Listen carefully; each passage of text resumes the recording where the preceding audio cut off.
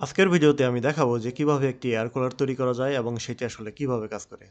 এটি তৈরি করতে আমাদের প্রয়োজন হবে একটি ডিসি মোটর, প্রয়োজন হবে একটি পাখার। তো এখান থেকে যে কোনো একটি পাখা ইউজ করে নেব। কুলিং প্যাডের জন্য এরকম ডিশ ওয়াশার ব্যবহার করব। প্রয়োজন হবে একটি ডিসি পাম্প মোটরের। তারপর এরকম প্লাস্টিকের নেটের প্রয়োজন হবে। এরপর লাগবে এরকম একটি স্যালাইন পাইপ, এরকম দুটি সুইচ, অ্যাসেম্বল করার জন্য একটি গ্লুগান। প্রথমে আমরা ডিশ ওয়াশার ফোমটি ঠিক এভাবে কেটে নেব। এরপর কাটা অংশগুলোকে গ্লুগানের সাহায্যে প্লাস্টিক নেটে এভাবে আটকিয়ে দেব। তবে খেয়াল রাখতে হবে প্রত্যেকটা অংশের মাঝখানে যেন এরকম কিছু ফাঁকা জায়গা থাকে যেখান দিয়ে হাওয়া ফ্লো করতে পারে।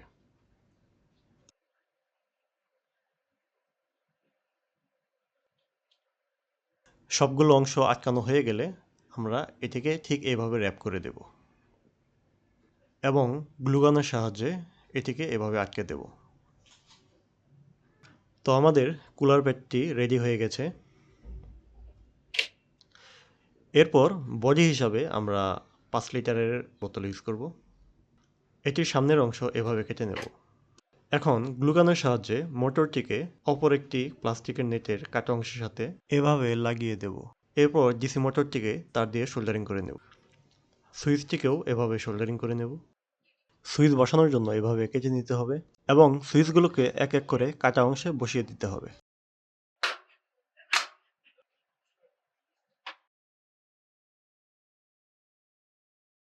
এখন আমরা মোটরটিকে ঠিক এভাবে বসিয়ে দেব এবং গ্লুগানের সাহায্যে এভাবে আটকে দেব। এরপর স্যালাইন পাইপটিকে প্রয়োজন মতো এভাবে কেটে নিতে হবে এবং পাইপের একটি প্রান্ত গ্লুগান দিয়ে এভাবে আটকে দিতে হবে। পাইপের আটকানো প্রান্তটি এভাবে ধরব, প্রত্যেকটা কাটা অংশ বরাবর এভাবে দাগ কেটে দেব। সেই দাগ বরাবর আমরা ছিদ্র করে নেব যাতে ছিদ্র বেয়ে পানিটা কোষ বরাবর নিচের দিকে নামতে থাকে এবং গ্লুগানের সাহায্যে এভাবে আটকে দেব।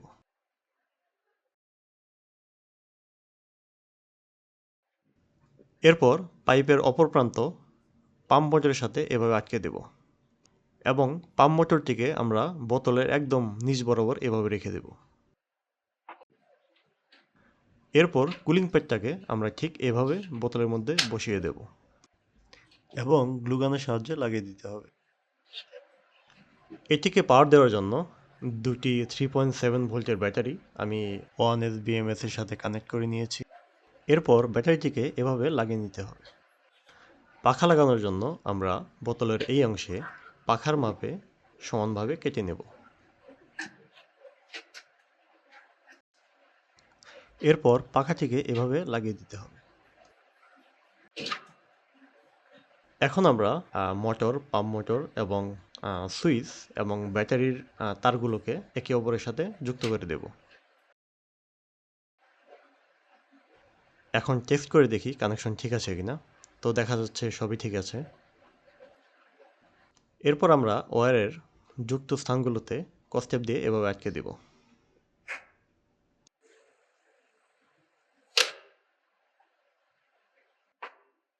ফ্যানের উল্টো পাশে বোতলটিকে এভাবে কেটে নিব যাতে এখান দিয়ে পর্যাপ্ত এয়ার ফ্লো হতে পারে।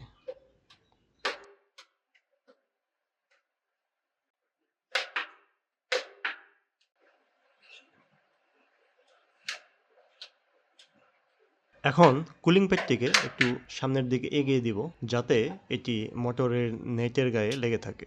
এরপর এটিকে গ্লুগানের সাহায্যে শক্ত করে আটকে দেব। এখন আমরা কিছু ঠান্ডা পানি বোতলের নিচে ঢেলে দেব। এখন আমরা দুটো সুইচকেই একসাথে অন করে দেব এবং দেখব যে ডিভাইসটি আসলে কিভাবে কাজ করে। দেখা যাচ্ছে যে পাম্প মোটরটি খুব ভালোভাবেই কাজ করছে এবং পানি পাইপের ছিদ্র বেয়ে কুলিং প্যাডের সেলগুলোতে প্রবেশ করছে। কুলিং প্যাডের সেলগুলো ফোমের মতো হওয়ায় পানি নির্দিষ্ট সময়ের জন্য সেলগুলোর ভেতরে জমা থাকবে। প্যাডের ভেতর পানি যাওয়ার ফলে এটার এনভায়রনমেন্টটা অনেকটা ঠান্ডা হয়ে যাবে। তো এই ফ্যান থেকে আমরা তুলনামূলক ঠান্ডা বাতাস পাবো। তো আমরা এখানে যদি আরও ঠান্ডা মানে আইস ইউজ করি তাহলে আমরা বাতাসটি আরও ঠান্ডা পাবো। যেহেতু আমি একটি 4 ভোল্টের ডিসি মোটর ইউজ করছি, আমরা যদি আরও বেশি ভোল্টের মোটর ইউজ করি তাহলে আরও ভালো রেজাল্ট পাবো, এবং একই সাথে যদি সেলগুলোকে ডাবল করে দেই তাহলে বাতাসটা আরও বেশি ঠান্ডা পাবো।